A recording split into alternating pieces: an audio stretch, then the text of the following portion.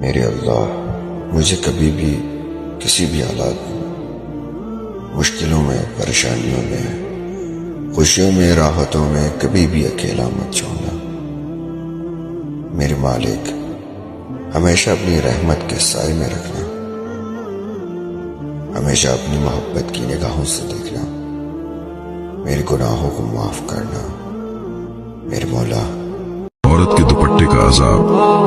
आप सल्लल्लाहु अलैहि वसल्लम ने फरमाया, जब मुझे मिराज पर ले जाया गया तो मैंने देखा कि मेरी उम्मत की बहुत सी औरतें सख्त अजाब में मुब्तला थी। उनके सर के बाल जहन्नुम की दीवारों से बंधे हुए थे। ये वो औरतें थीं जो अपने सर के बाल दूसरे मर्दों से नहीं छुपाती थी।